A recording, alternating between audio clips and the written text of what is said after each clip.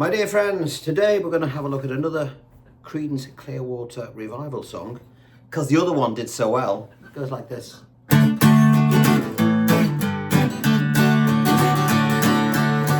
see a bad moon arising, I see trouble on the way, I see earthquakes and lightning, I see bad times today.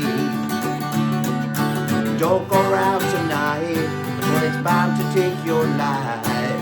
There's a bad moon on the rise,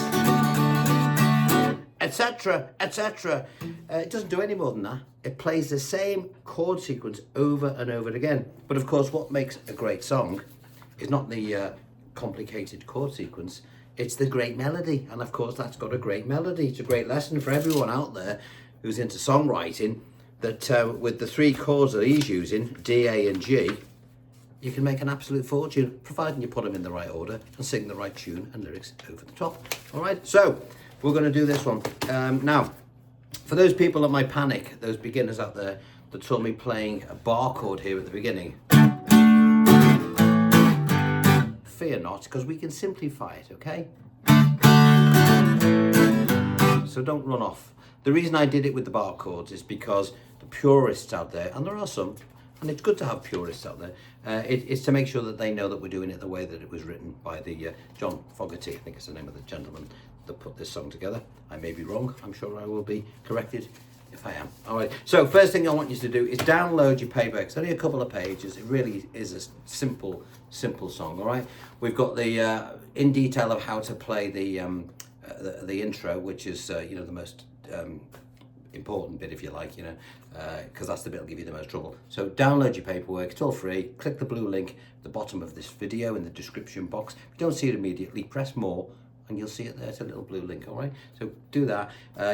We've got the intro, and then we've got some of the songs just to give you an idea of how it goes.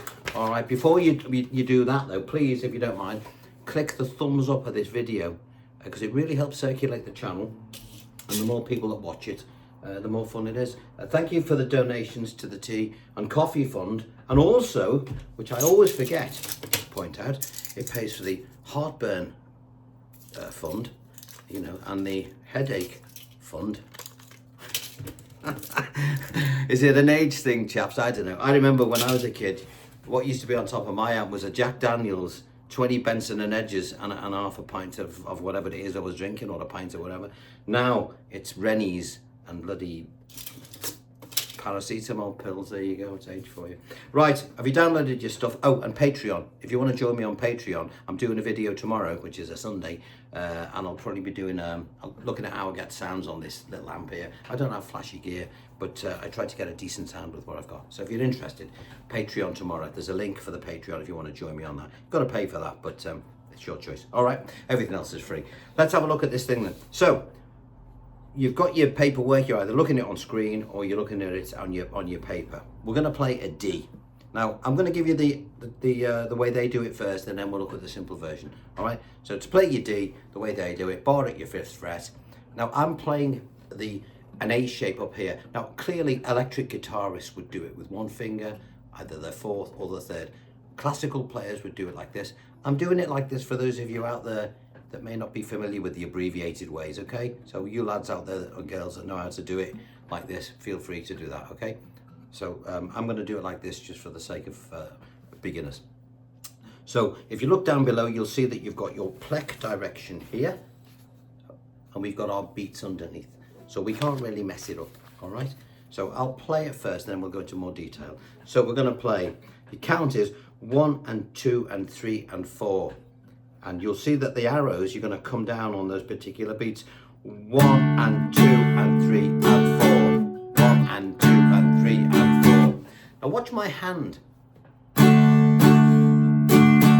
Notice that it's, even though I'm only striking certain beats, my hand is always continuing to move. And you'll notice that the beats that we do actually strike coincide with whether I'm playing an up or a down in the natural movement of the strum. So if I was to play every beat, it would look like this. Sorry.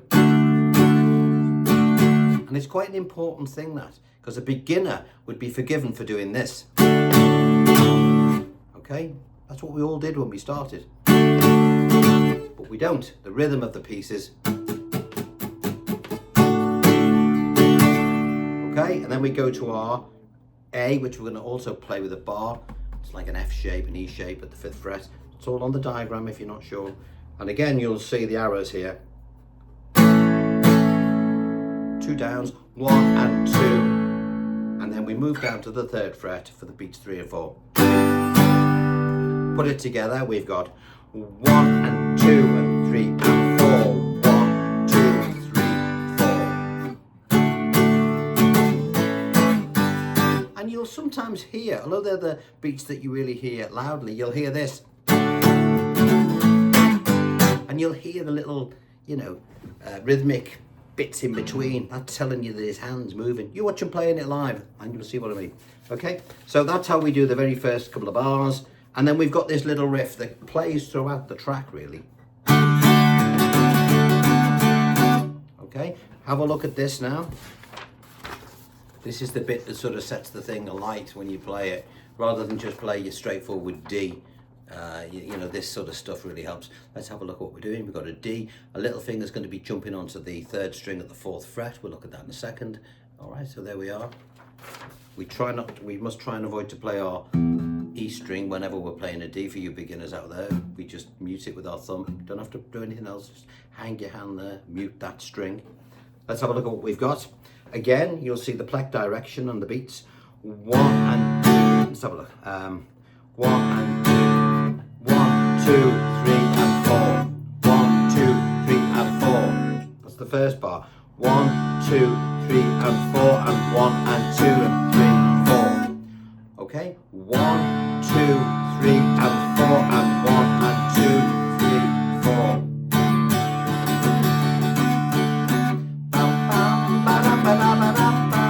4. See the way that finger's jumping on and off? Do it again slowly. 1, 2, 3 and 4 and 1 and 2, 3,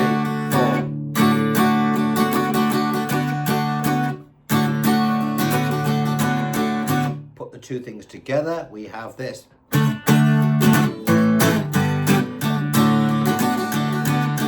I see. Now I haven't got the voice of John Fogerty who can sing right up there, which is why I sang it an octave lower, folks. If I was going to try and do this live, I'd probably put a cap on one and still sing an octave lower than him, but it would at least raise the pitch a little bit. So let's look at the alternative way of doing that intro for you folk out there that are scared of bar chords, or maybe haven't got your heads around them just yet. Okay, so we've got a D and the A and the G. Now, everything else here is going to be exactly the same, so do not change anything here. All we're going to do is change the inversions of these bar chords here to simple ones, all right? And I've seen a lot of tutors doing this, and they always opt for the simple way, which is fine. There's nothing wrong with it. But as I said, the purists out there would say he plays bar chords there. He also does it on an electric guitar, by the way, but it sounds great on acoustic. So again, we'll look at the page 1, but instead of playing our D there, we'll play it here. Okay, so we're going to go now. Try and come down from your 4th string. That's quite important. Okay, 1, 2, 3 and 4 to an A played like this. 1, 2, 3, 4, and your G like this. Now you could play your A like that if you want, or like that. I always play mine like this because my thinner fingers are involved, and it gives me opportunities to use the bar if necessary. And I always play my G like this. So when I have to do fiddly stuff, I can do it. You can't do that if you play your G like that, because you got no finger, all right? Interesting little tip there, folks. All right, so should we try that again the simple way? 1, 2, 3 and 4. 1, 2, 3, 4. And what happens after that? Well, whether you're playing when you play the complicated beginning like this, or the trickier one with the bar chords, from then on in, he does the simple one.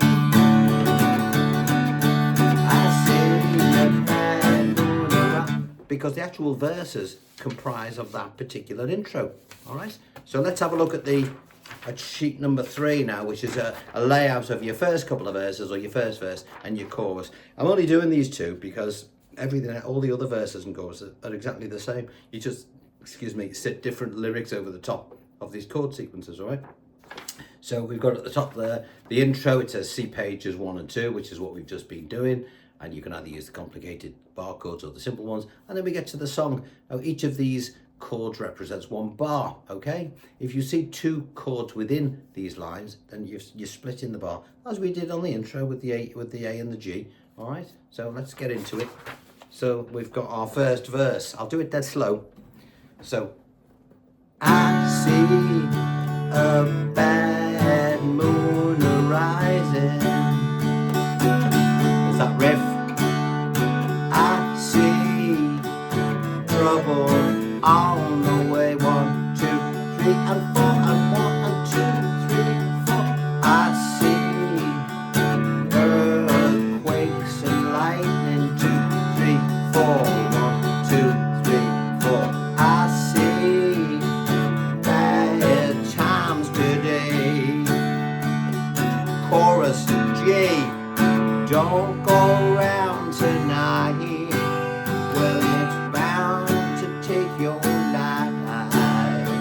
Hey, there's a bad moon on the rise. 2, 3, 4, 1, 2, start again. I see the bad moon arising.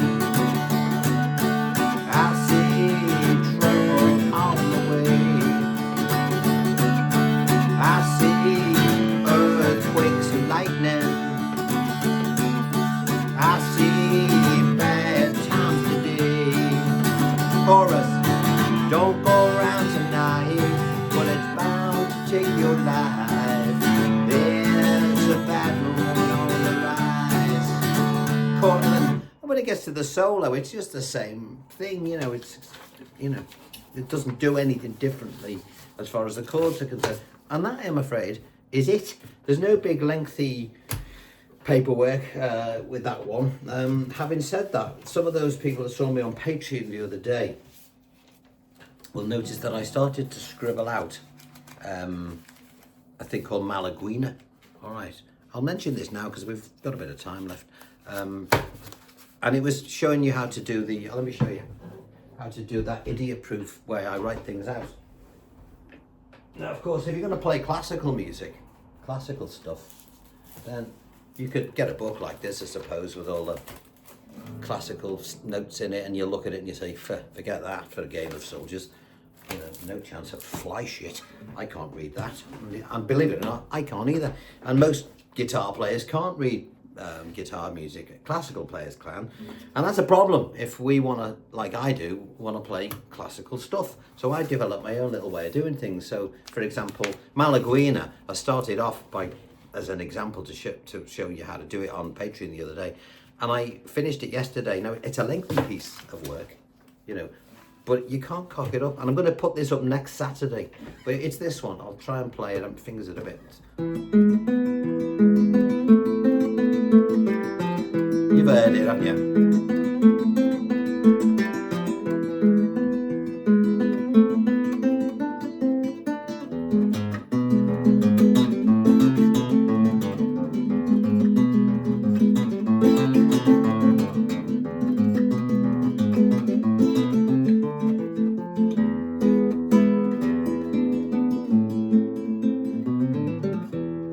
So that's what we're going to do next Saturday. I like to do easy ones, nice easy ones, but we also have to push the boat out. Now, don't start looking at that and saying, no, I'm not going to tune in next Saturday because I can't do it. Because you can. Look, it's dead easy. It's dead easy. I've spent days on this, making it really easy for you to understand. It just sounds complicated when you play it with a bit of pace. But honestly, watch. One finger, one thumb, one more time. Watch. 2 fingers. I'm not even going to play 3 fingers on the E. I'm just going to do it like that. Thumb, finger, thumb, finger, thumb, finger to an A minor.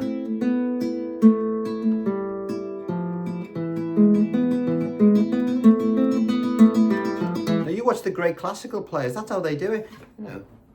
They're great. That's how they do it. And if they can do it, and they're not, this is it looks harder than it is. So join me next Saturday.